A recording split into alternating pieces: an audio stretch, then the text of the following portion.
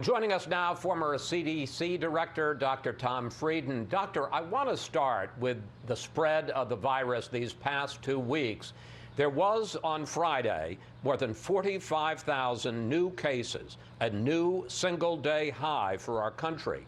And 13 states set record highs for their 7-day average of new cases. But Vice President Pence said this.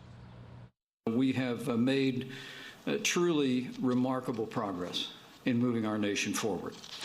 We've all seen the encouraging news as we open up America again. Doctor, are we making truly remarkable progress, and is that the right message to be sending to the nation at this moment? Well, there's no doubt we're doing more testing, our hospitals are better prepared, but there's also no doubt that the virus has the upper hand. This virus is not going to go away on its own. We have to stop it, and only we can do that by working together. We're all sick and tired of staying home, but you know what? The virus is not tired of making us sick. And what we're seeing, particularly in southern states, but in most parts of the U.S., is the virus increasing, and in some states, increasing explosively. Let me drill down on that. How do you explain the new surge in cases, especially in the South and the West? Did some states in those regions, did they open up too soon, reopen too soon, and without enough restrictions? Well, Chris, as I said to you 6 weeks ago today, this is going to backfire. We're moving too fast. If you open when cases are still increasing, as many states did, it's like leaning into a left hook. You're going to get hit hard, and that's what's happening. When we see Arizona, Texas, Florida, South Carolina, they are currently in a rapid upswing, and sad to say, this is going to continue to get worse for weeks because the physical distancing that they're implementing now will only take effect, you don't see it for another few weeks. So we're going to see a few more weeks of increases in all likelihood in several states. Now there's some comfort in the fact that it's younger people, but what starts in the young doesn't stay in the young. Younger people have parents, uncles, nephews, they go out to places to buy food, and we're going to see increasing spread. That's why the 3 W's are so important. Wear a mask, wash your hands or use sanitizer, and watch your distance. There's something everyone can do. We are really all in this together, and if we work together, we can help control the virus and get our economy back. Public health and health issues are not getting in the way of our recovery. They are the route to our recovery.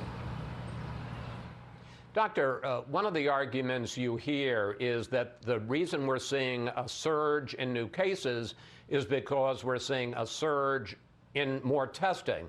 Here's President Trump on that this week. We have more cases because we do the greatest testing. If we didn't do testing, we'd have no cases.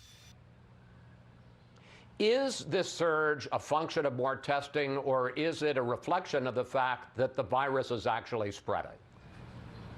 As a doctor, a scientist, an epidemiologist, I can tell you with 100% certainty that in most states where you're seeing an increase, it is a real increase. It is not more tests, it is more spread of the virus. And the one number to look at that's very important is the percent of tests that's positive. The number of cases, that can vary some because we're only diagnosing 10, 20% of all cases. So the numbers you're seeing are just a reflection, a tip of the iceberg of even more spread. But where the numbers are increasing, you've got Arizona with nearly 1 out of 4 tests positive, and at the same time you're increasing the number of tests, I can tell you with absolute certainty that's explosive spread of coronavirus. While we're seeing the number of cases explode, up 65% in the last 2 weeks, we're seeing the number of deaths actually drop 27%. How do you explain that? There are a few things going on. First off, deaths will lag cases by about a month. It takes some time for someone to feel sick, get hospitalized, and unfortunately die. Second, the cases do appear to be in younger people now, and the death rate is far, far, far lower in younger people than older. But as I said earlier, what starts in young adults doesn't stay in young adults. So there may be a lag until we see cases. It's possible that older people are shielding themselves more. And we're also getting better at caring for the disease in hospitals. So the explosive spread isn't being followed yet by an explosive increase in deaths, but what we are seeing in some states already is a big increase in intensive care unit admissions, and that's a sign that this is not benign. This is going to result in more deaths. We estimate in the next month we'll see at least 15,000 more deaths in the U.S. Meanwhile, this has all become even more of a political issue, as everything seems to be in this country.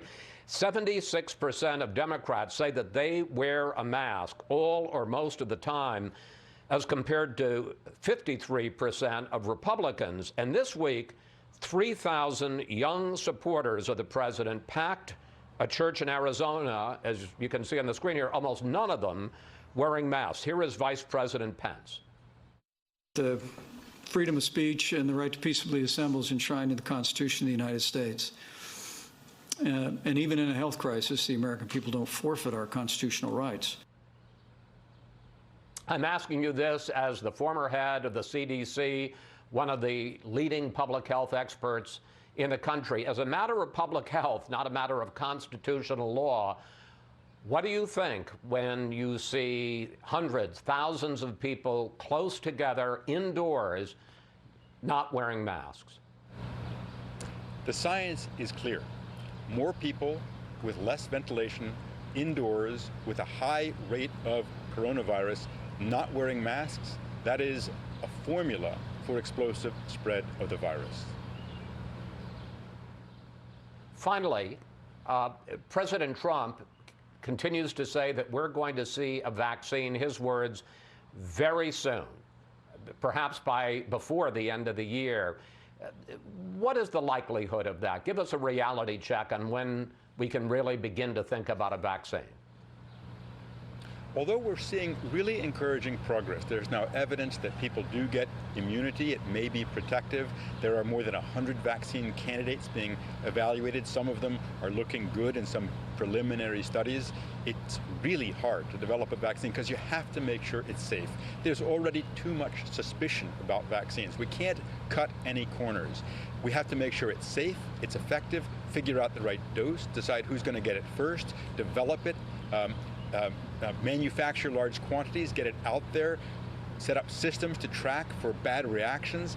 This is not a quick fix. It's really important to do. It's the single most important thing we can do to fight coronavirus, and that's why it's so important. We have to do it carefully. Can't cut any corners. May have it next year, but what having it means a little different. It means that people are going to start to have availability for healthcare workers, for example, but we have to make sure it's safe and effective before we put it into people's arms. Dr. Frieden, thank you. Thanks for your time. Always good to talk with you, sir.